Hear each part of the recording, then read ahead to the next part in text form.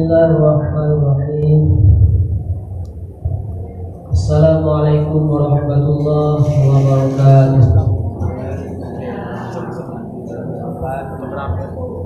Innal hamdalillah nahmaduhu wa nasta'inuhu wa nastaghfiruh wa na'udzu billahi min shururi anfusina wa min sayyiati a'malina. May yahdihillahu fala mudilla lahu wa may yudlilhu fala hadiya lahu. Pertama-tama ucapan puji, ucapan syukur kita kepada Allah Subhanahu wa taala yang telah memberikan kita begitu banyak nikmat sehingga kita bisa insyaallah melaksanakan sholat tarawih. Di antaranya nikmat iman, nikmat Islam, nikmat kesempatan dan kesehatan. Sembari daripada itu, sholawat beriringi salam kita hadiahkan kepada ruh baginda Rasulullah Sallallahu Alaihi Wasallam. Allahumma sholli wa sallim ala Muhammad wa ala ali Muhammad. Semoga kita semua insyaallah beserta sanak famili, keluarga mendapatkan syafaat dari beliau di hari kemudian kelak. Amin amin ya rabbal alamin. Malam hari ini tepat malam 21 Ramadan. Jadi pembahasan dari malam pertama sampai malam ke-20 sudah tentu banyak. Mulai daripada tentang puasa, berinfak, berzakat kalau perlu dibahas. Kemudian hal-hal lain tentang keimanan sudah pula dibahas.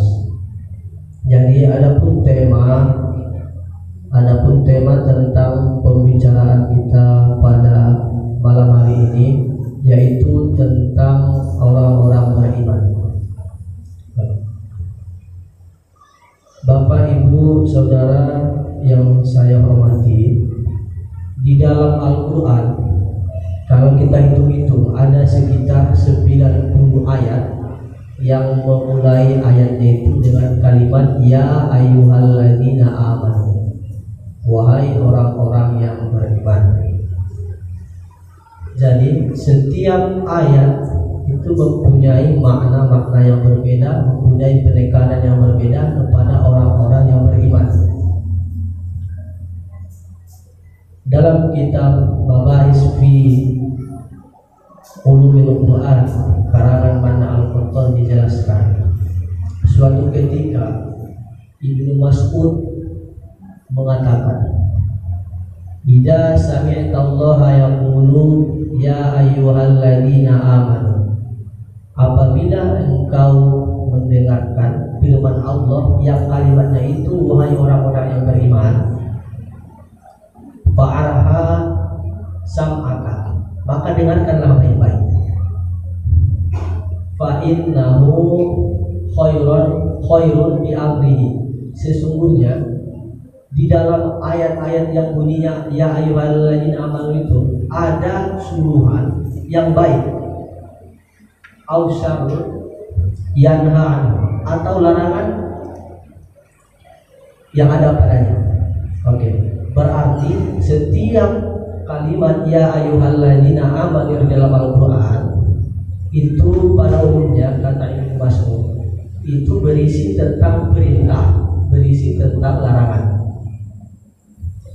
Selanjutnya, kenapa begitu penting ya ayyuhalladzina amanu? Kenapa dipanggil orang-orang beriman? Ketika dipanggil orang-orang beriman, tidak ada batasan usia, tidak ada batasan umur, tidak ada batasan laki-laki dan perempuan. Contohnya, perintah tentang puasa dimulai dengan kalimat ya ayyuhalladzina amanu. Ya ayyuhalladzina amanu kutiba alaikumusiyam. Dalam perintah puasa ini bisa anak kecil pun melaksanakan puasa, begitu kira-kira. Bisa kakek-kakek juga bisa melaksanakan puasa. Belum tentu orang yang dewasa yang umurnya itu remaja, dewasa bisa melaksanakan puasa lebih bagus daripada anak kecil? Belum tentu. Itu makna ya ayyuhalladzina amanu, mencakup semua usia, mencakup semua kalangan. Makanya kalau tentang perintah sholat itu aqimus sholat, langsung aqimus sholat, tidak dimulai dengan ya ayyuhalladzina amanu. Karena sholat itu perintah untuk orang yang sudah balik berakal. Tapi puasa itu begitu istimewa sehingga dimulai dengan kalimat ya ayyuhalladzina amanu. Karena semua orang bisa melaksanakan puasa, termasuk anak kecil. Terus perintah yang lain. Ini kalau kita telusuri 90 ayat yang bunyinya ya ayyuhalladzina amanu, itu perintahnya sangat unik-unik sekali. Contoh lain, ya ayyuhalladzina amanu, itu perintah Allah dalam surat Tawabun ayat 14. Inna min azwajikum wa auladikum aduun fahzurun. Artinya begini, ya ayyuhalladzina amanu, wahai orang-orang yang beriman, sesungguhnya sebagian dari anak-anak kamu dan istri-istri kamu adalah musuh bagimu. Itu ayat Al-Quran. Allah mengatakan sebagian, tidak semua, sebagian ada anak-anak kita itu nanti yang menjadi musuh bagi kita. Maka hati-hatilah. Musuh dalam artian ini, dalam musuh itu tidak harus bersangkutan dengan kita langsung, tapi boleh jadi dia bertengkar dengan saudaranya sehingga tidak berbaikan dengan orang tua lagi. Orang tua sulit mengatur, sulit sekali mengatur. Itu ayat. Kemudian ada lagi ayat Al-Quran yang mengatakan ya ayyuhalladzina amanu anfiqu, wahai orang-orang yang beriman, berinfaklah, berinfaklah. Kemudian ditanya, kenapa orang-orang beriman itu disuruh berinfak? Kenapa tidak semuanya? Ya ayyuhan nas. Karena dalam tafsirnya dikatakan, karena Allah tahu hanya orang-orang yang berimanlah yang bersih hartanya, makanya disuruh berinfak. Seolah-olah dalam hal ini Allah mengatakan tidak bersih hartanya itu harus dulu berinfak, bersihkan dulu hartanya, seolah-olah begitu. Itu adalah perintah untuk orang-orang yang beriman. Ada lagi perintah untuk orang-orang yang beriman, ya ayyuhalladzina amanu, tentang melapangkan tempat duduk, surah Al-Mujadalah. Jadi di sana dikatakan itu kita itu mesti melapangkan orang. Itu perintah. Itu perintah. Tidak sampai wajib, tidak sampai wajib, tapi itu perintah khusus bagi orang-orang yang beriman. Tidak boleh sombong. Itu perintah untuk orang-orang yang beriman. Kemudian dalam ayat-ayat Al-Quran sangat banyak dijelaskan bahwa orang-orang beriman itu dituntut untuk beramal, bukan untuk beribadah. Artinya begini, beribadah itu sudah selesai di kalangan orang-orang beriman. Makanya disuruh amalan solehah, amal yang soleh, bukan ibadat yang ikhlas. Beramal tidak perlu ikhlas. Yang perlu ikhlas itu adalah beribadah. Contoh, ada orang naik sepeda, naik kereta, naik Honda, kemudian terjatuh. Kemudian kita yang melihat, apakah kemudian langsung membantu? Jangan tunggu ikhlas dulu baru membantu. Tidak begitu. Jadi itu amal, pekerjaan di luar ibadah yang ditentukan ibadah makna itu, maka bantu dulu.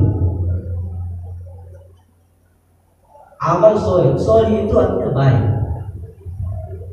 Jadi yang baik-baik kerjakan, termasuklah misalkan orang-orang beriman itu disuruh untuk menjaga keluarganya dari api neraka.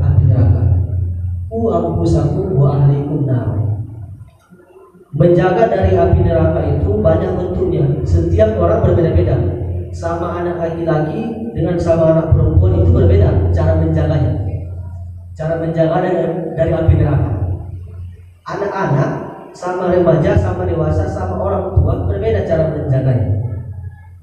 Maka perlu kita pelajari bagaimana cara mendidik sebenarnya. Perlu kita pelajari bagaimana cara belajar yang benar sebagai anak, sebagai orang tua, sebagai istri, sebagai anak perempuan, dan sebagai anak laki-laki. Itu berbeda. Anak laki-laki misalnya, dia harus normal itu supaya punya harga diri harus bekerja. Perempuan terlalu bekerja di luar belum tentu baik sebagai seorang perempuan. Ini kan kajian sosial.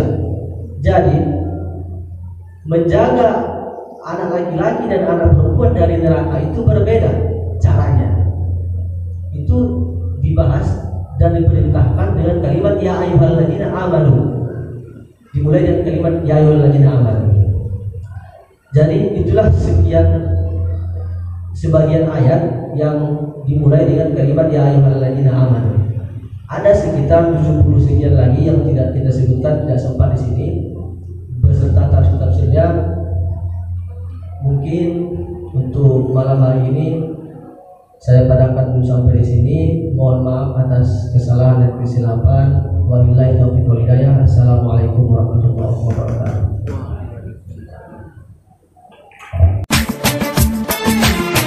Ya Rabbal Alamin, Allahu Allah, salli ala Taha